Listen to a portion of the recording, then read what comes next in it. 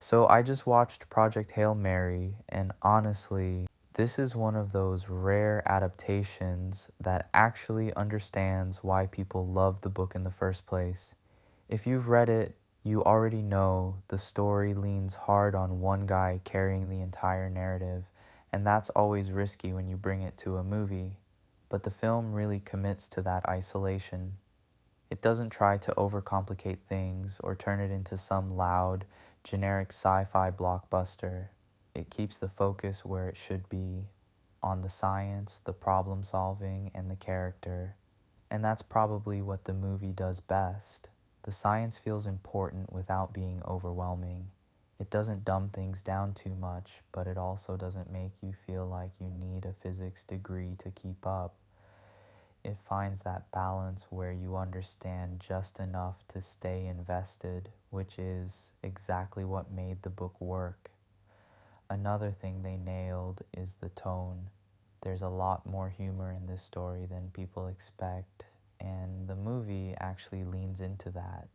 It doesn't take itself too seriously all the time, and that really helps break up what could have been a pretty heavy, lonely story. And yeah, we have to talk about Rocky. That relationship is basically the heart of the entire story, and if they mess that up, the whole movie falls apart.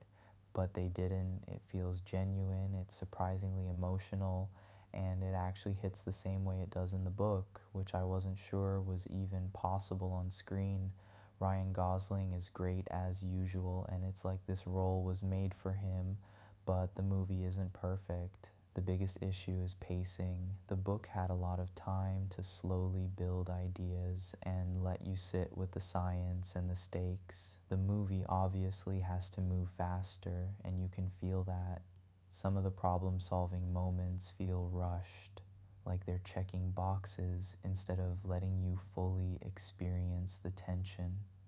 Also, some of the deeper explanations get trimmed down.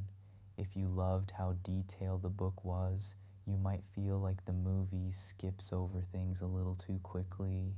It's not confusing, but it does lose a bit of that figure it out alongside him feeling. And then there's the emotional side. It still works, but it doesn't hit quite as hard as the book in certain moments. When you're reading, you're inside his head the whole time.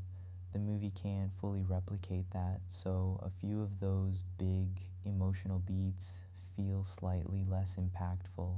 As for how well it adapts the book overall, I'd say it's actually pretty faithful where it matters most. It keeps the core story, the relationships, and the tone intact. Yeah, it cuts and simplifies things, but that's kind of unavoidable when you're going from a detailed novel to a 2 hour movie. At the end of the day, this is one of those adaptations that respects its source material instead of trying to reinvent it. It's not perfect, but it gets way more right than wrong. If you're a fan of the book, you'll probably walk out satisfied. And if you've never read it, this is still a really solid sci fi movie on its own. Honestly, I just appreciate that it didn't try to be something it's not. I'd give it a 8.5 out of 10.